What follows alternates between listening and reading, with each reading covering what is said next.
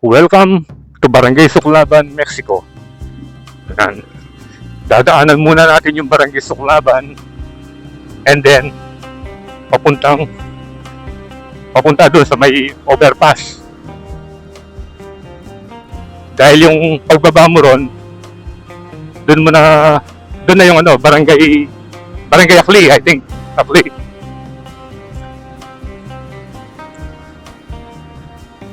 Hindi pala Barangay Gandus, Barangay Akli.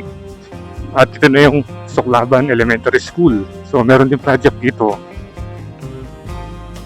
So may ginagawa palang mga school buildings dito. Ano na tayo rito? Dito kung kakaliwa ka, mapupunta ka ng Barangay Pulubasa. Yun. So update tayo rito. Road close. Bakit kaya? Pero yung overpass siguro hindi naman.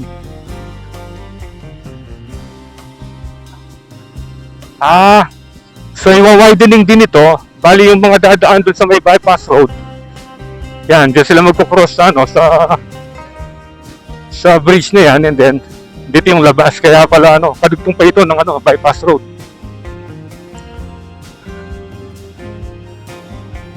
Ayan, pero I think yung mga motor pwede naman. Yun ang aalamin natin.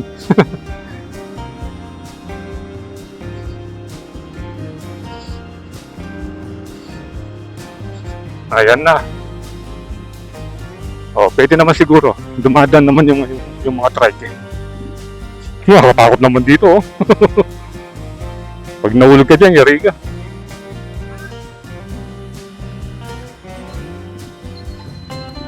Okay. Here we go. Ayun, tanaw na natin yung bypass road. At ito yung NLEX,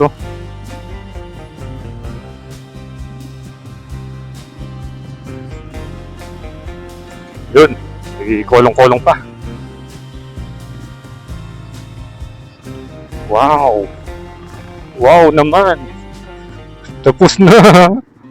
Tapos na yung pagsisimento nila rito. Last time tayo dumaan, nandito puro lupa pa lang, pinapatag. And then yung mga drainage yung ginagawa. Welcome Barangay Akli, Mexico, Pampanga. So hindi pa rin pinapadaanan. Kasi dito pa rin tayo dadaan Ayan ang kapal niya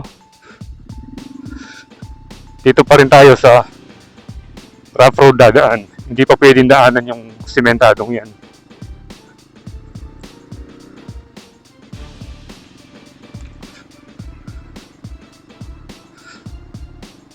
Ayan Pero didiretso na tayo hanggang dun sa dulo. Ayan, pinapatag pa nila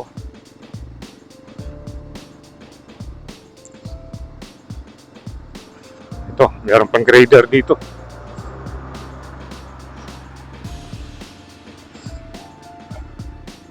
Yun. Hey! Dito na tayo.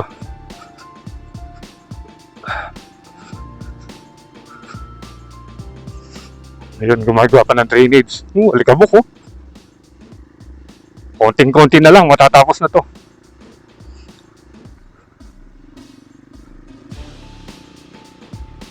Yan. Ito na yung bypass road. So, picturean muna natin si Pongkan.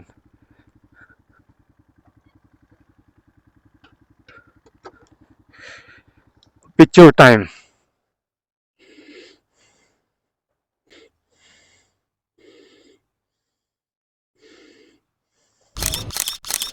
Tignan yung ginagawa nila rito.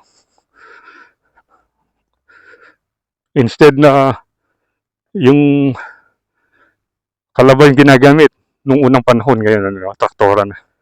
Mas madali yung trabaho.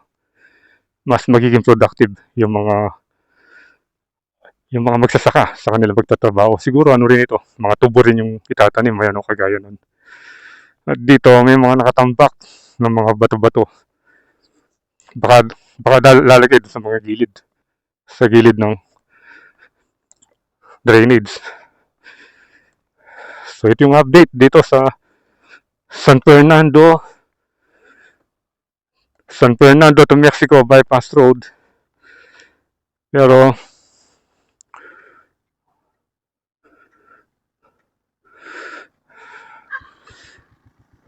so tinatawag rin itong Malino to Suklaban bypass road. Tara, hanap tayo ng mainit dito para makuha natin ng aerial view. Dati kasi medyo mataas na yung tubo rito last year. So meron pa tayong lugar na matatambayan dahil medyo may lilim pa nun. Pero ngayon ito merienda time ng mga nagtatrabaho. Pero ngayon sobrang init. Meron na rin nagbabakod dito. Yan, siguradong tataas yung presyo ng mga lupa rito sa pagkakagawa ng bypass road na to. Ito naman yung Raslag. Ito yung solar farm. Yung nakikita natin sa mga area view na maraming mga solar panels. Yan Raslag Solar. Tignan nga natin dito sa parang dito nila tinatambak. Ito, hinukay nila. Dito nila tatambak yung yung mga batong nakita natin kanina. Yan Kaso nga lang, wala tayong nakikitang lilim. Ayun, may punong maliit doon. Pagtsagaan na natin yun kasi kung didiretso mo ito, baka makakalabas ka doon sa may kanto, wala kang makikita lilim Yan, baka dito na tayo mag-drone Medyo lang, ingat lang kayo kung magpapatakbo kayo rito, huwag masyadong matulin dahil mabuhangin. Yun, dito na tayo. Para medyo malapit dun sa may mismong site nila. Kasi kung pupunta pa tayo dun sa isang punong yon, medyo malayo na. Mahihirapan na yung signal ng drone pag lumakas yung hangin dun. Ayan parang i-reflect yan, ganito Tingnan yung mga bato, ayan. Dito makikita natin.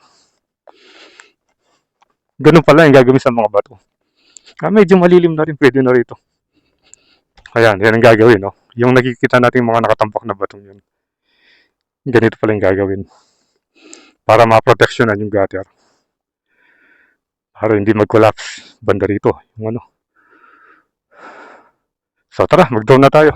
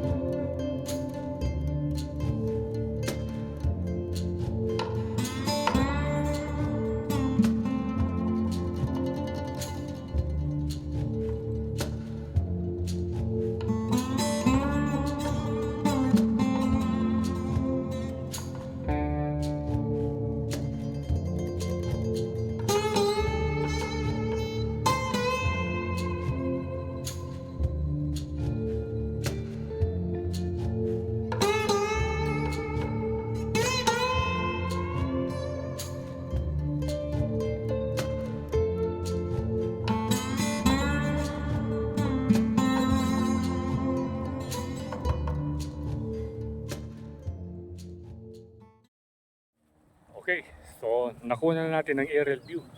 Itong ginagawang bypass road dito sa Barangay Malino. So, ito yung Malino to Suclaban or San Fernando to Mexico bypass road. At ito lang yung puno na nakita natin na pwede tayong makapagpalipad dahil medyo may lilim kahit na hindi ganyang karami yung dahon. At ito yung mga ginawa nilang ano, yung tinignan natin kanina, yung mga baturon. Ito. Parang protection dito sa may drainage system. Itong bypass road nito. So siguro, sandali na lang, matatapos na. Kasi yung sa kabila ng overpass, pinatag na rin. Next na siguro yung pagsisimento nila, pagpo-flooring. So yun yung aabangan natin sa susunod natin pagbisita rito. So once again, salamat sa panonood and ride safe always, Kabalen. See you when I see you, and Kuya Landas is signing out.